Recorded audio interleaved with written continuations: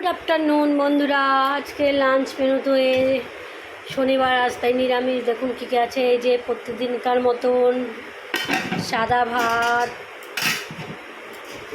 আর আছে এখানে বেগুন ভাজা আর পটল ভাজি, আর এখানে আছে হলো সকালে এক রুটি করা হয়েছিল তাই এই যে ছোটো আলু ভাজি, আর এখানে আছে বাঁধাকপির ঘন্ট।